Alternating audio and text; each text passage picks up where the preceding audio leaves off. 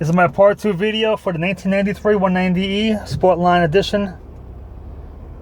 In my first video, I showed you the car's exterior, and now in this video, we'll do the interior. Okay, so we're in the car right now. The car is running. All the car's gauges do work. You can see everything is working. It's got 40,137 miles. There's no dash lights on, no warning lights. Car revs nicely. Signals work right and left. Car's wipers work.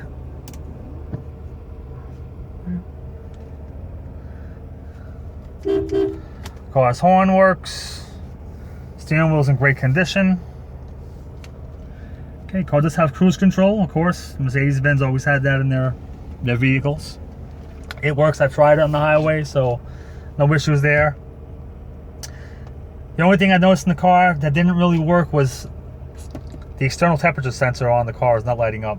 This tells you the outside temperature. So if it's 80 degrees outside, it'll tell you or whatever. I mean, it's stupid anyway. I don't even know why they bother putting that on the car, but that's not working. Probably just a loose wire. If you want to make it work, you could buy one of these on eBay for 20 bucks. I've seen one of these little units available. Okay. Car's headlights all work and the fog lights all work. I tried them all. There's no problem with any of the lights on the car. Power seats work.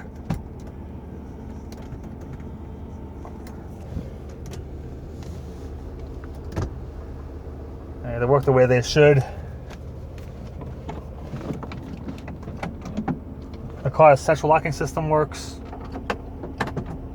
All you gotta do is pull up and down on this tab and all the doors will open and close, and they all work.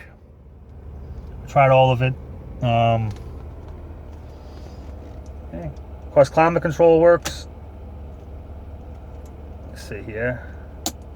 There you go. All the fan speeds work. Low, medium, high, max.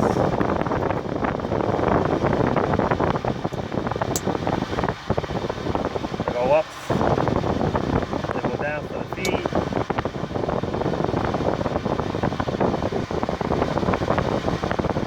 Thruster. It's like so strong. It all seemed to be working. Okay. The car does blow cool air. My recommendation is, if it was me, I would charge it with some more Freon. I don't think the original owner of this car ever recharged the system. It probably has the original Freon still in it, and should be replenished. But it all works. The blowers all work. The heat works, and all the speeds for the fan work and everything. Okay, there's no problems there at all. Over here you have cassette holders. Yeah, they all open and everything. They're not broken. Hey, the radio works. Power antenna does go up and down. I'll try to show it right here. See, it retracts. Detracts and retracts.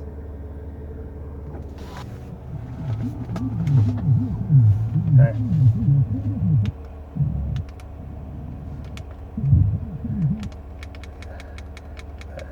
Over here, put the light station on. Okay, now the weird thing about the car is the radio does work. For some reason, the speakers come muffled. I've been told that probably the wire to the trunk amp is probably loose or something. If you hit a bump, it plays perfectly. So that's something I will try to look into for you. Otherwise, it's being sold that way.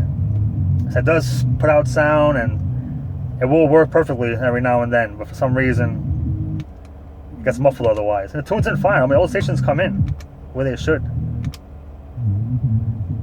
And when the gets signal, it works fine. It sounds fine. I just don't know why. Once in a while, it comes in muffled. It's strange. But I'm sure it's not a big deal. I'm sure it's probably a very, very minor fix. Probably just a matter of like a wire being attached that came off or something. Because instead, if you hit a bump, it works fine. Ashtray. Car was never smoked in. It's a non-smoker's car. Here's the carbon fiber trim panel. All the car's windows work.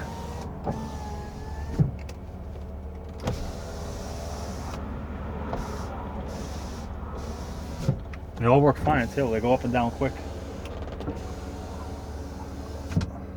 Okay. Hazard switch works. This is the right power mirror. The right mirror's power on these cars, only one. And it works fine. It goes up and down, tilts, everything. Okay. Over here's your fader switch for the radio. Power window lockout for the rear. You got a couple hairline cracks here in the carbon fiber trim. Minor, it's still intact, it's still fine. You know, there's a Sportline shifter. Console's in great shape. Parking brake light goes on when you put it up. Seats in amazing condition, as I mentioned. Door panel's in nice shape. Glove box. Light comes on when you open it, the way it should. Right there in the door is all the original owner's manuals and booklets. No cracks in the dashboard. There's your door panels. Rear seats are in perfect condition. And when you open the sun visors up, the lights come on. Usually in these cars, the ones that I've had, the doors are always missing too. These are very delicate. And after years, these little tabs break off, and they were made very, very, very poorly, in my opinion. And they're intact with this car. Sun visor works. Opens and closes freely. I actually just greased it up. Yeah, back part opens. The shading over there is not deteriorated. All in nice shape. All the car's interior lamps work. Everything. You have your mirror. The roof liner is absolutely perfect. It's not falling down, not ripped, nothing. So everything's just in great shape with this car. I mean, it really is. Yeah, so take it for a drive. There you put the car in reverse. She goes right in reverse, and then we'll put her in drive.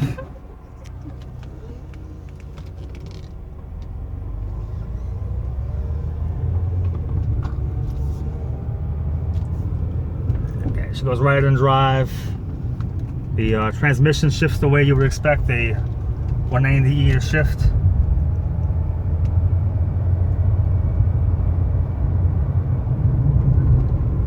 Actually has a lot of power. Up to the stop sign, hit the brakes, car brakes fine. There was no vibration in the pedal, no squeaking or rattling. Car's brakes are 100%.